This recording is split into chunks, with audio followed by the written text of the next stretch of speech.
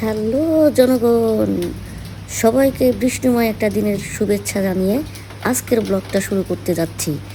আজকে আমাদের একটা দাওয়াত আছে ফুপুর বাসায়। রেডি হয়েছি, যেই কালারের জামা সেই কালারের দুটো ছাতি নিয়ে পিছু ধরেছে আমার বিড়াল, তাকে সান্ত্বনা দিয়ে এগোতে যাচ্ছি। তো দেখেন, টিং টিং টুং টুং করে হেঁটে যাচ্ছি, সাথে বৃষ্টির টুপটাপ শব্দ হচ্ছে, যেটার সাউন্ড আমি অফ করে দিইনি যাতে আপনাদের মনের মধ্যে একটা সুন্দর টুংটাং শব্দ হয়। তো বৃষ্টিতে হেঁটে যাচ্ছি, যে ভিডিও করছেন তার জমিদারি ভাবটা আপনাদের কাছে একটু তুলে ধরলাম। দেখেন, সে জমিদারের মতো হাঁটতেছে। তো আশেপাশে বৃষ্টি ভিজা এই পাতাগুলো না দেখালে তো সৌন্দর্য থাকবে না। তো আমি একটু ছাতি নিয়ে যাচ্ছি, টিং টিং টিং টিং করে দেখালাম। তো আমাদের এইখানকার রাস্তাটা খুবই সুন্দর, দেখেন কত নিট অ্যান্ড ক্লিন, আর বৃষ্টি ভেজা ওয়েদারটা কত সুন্দর। পাশে মানুষ এততলা বিল্ডিং করে রাখছে, যদিও এততলা বিল্ডিংয়ের উপরে আমার আবার লোভ নাই।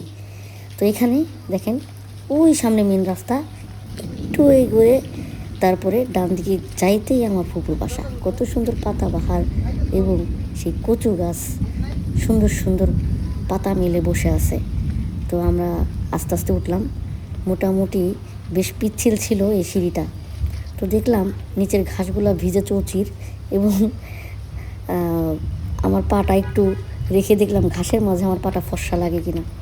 তো যাই হোক, এখন আমরা চলে এসেছি, ভিতরে ঢুকে যাব, সাথে একটু আশেপাশে দেখে নিলাম বৃষ্টিতে কেমন দৃশ্য দেখা যাচ্ছে আশেপাশের।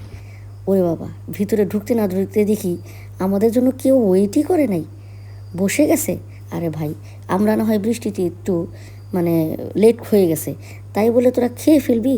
এইভাবে অপমান, এইভাবে এই দাওয়াতের মানুষকে না রেখে রেখে খেয়ে ফেলাটা, এটা কি উচিত? তো যাই হোক, আপন ফুপুর বাড়ি বলতে কথা, আমরা আর ঝামেলা করলাম না, রাগারাগি করলাম না, খেয়েতে বসে গেলাম। তো দেখলাম জমজমাট খাওয়ার আয়োজন। ইলিশ মাছ আমি তো 2 পিস নিয়ে নিয়েছি, মাশাল্লাহ। এরপরে পোলাও, ডিমের কুরমা, তারপরে ছিল ভুনা মাংস, মাশাল্লাহ। খাওয়ার জন্য হলেও যদি আমরা একত্রিত হই কখনো কোথাও, বা ফ্যামিলি মেম্বাররা যার বাসায় হোক, আমরা কিন্তু খাওয়ার টাইমটা অনেক স্পেশাল একটা টাইম মনে করি। সেটা শুধু খাওয়ার জন্য না, গল্প গুজব করার জন্য। তো ফুপুর বাসায় খাওয়া দাওয়া একদম শেষ হয়ে গেছে, আমি যে মাংস দিয়ে খেয়েছি সেটা আমি ধরতেই ভুলে গেছি। তো যাই হোক, এরপরে আমরা রওনা দিয়ে দিয়েছি। তখন অলরেডি বৃষ্টি থেমে গেছে, রাস্তাঘাট শুকিয়ে গেছে। যে এখানে আমাদের পিছু পিছু যাচ্ছে জোজো। জোজো খুবই অসুস্থ, কিন্তু আমাদেরকে দেখলে ও সবসময় আমাদের পিছু নেয়। তো দেখেন, ওই যে জমিদার সাহেব যাচ্ছেন, সাথে তার পাহারাদারও যাচ্ছে। তো এইভাবেই আমরা টিং টিং করে বাসায় চলে আসি। আসার পরে তোর বসার কোনো কায়দা নাই, চলে গেলাম বোনদের সাথে আরেক জায়গায়। বোন না, ছোটো বোন মোবাইল কিনবে, তো সেই উদ্দেশ্যে যাচ্ছে। দেখেন রাস্তা ভেজা, অটোতে চড়েছি, একদম সুন্দর ওয়েদার, ঠান্ডা ঠান্ডা বাতাস, অসাধারণ একটা অনুভূতি। শুধু একটু ইমাজিন করে দেখেন এই ওয়েদারটাকে।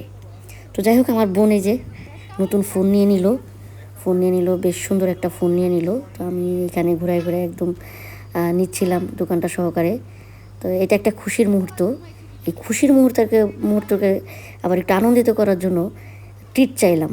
তো যাই হোক, বড় বোন ট্রিট দিল, গিয়ে বসলাম খাওয়ার জন্য। আসলে কি, একটু আগেই পেট ভরে খাওয়ার পরে আর খাওয়ার কোনো চাহিদা থাকে না, আর ফাও পেলে ভরা পেটেও খাওয়া যায়, এটা তো জানেন। তাই ঘোরাঘুরি করতে করতে গেলাম একটু ফাও খাওয়ার জন্য।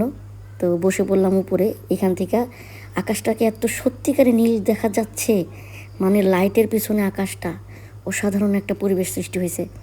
এখানে আমরা আড্ডা গল্পে মেতে উঠেছি। আমাদের সঙ্গে আরও মানুষ ছিলেন, যারা নিজেরা মধ্যে গল্পগুজব করছে আর খাচ্ছে।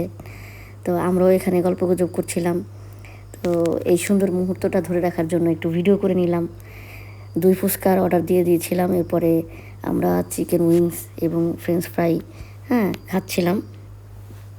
শেষে তো এই চায়ের আড্ডাটা থেকেই যায়। তো চা খেয়ে নিলাম, এরপরে খেয়ে দেখেন জমিয়ে রেখেছি। তো তারপরে বাসায় চলে আসলাম। আসার পরে দেখলাম যে বৃষ্টি হওয়া সত্ত্বেও সুন্দর একটা চাঁদ উঁকি মেরে আছে। তো সেটাকে একটু ধারণ করলাম। এই তো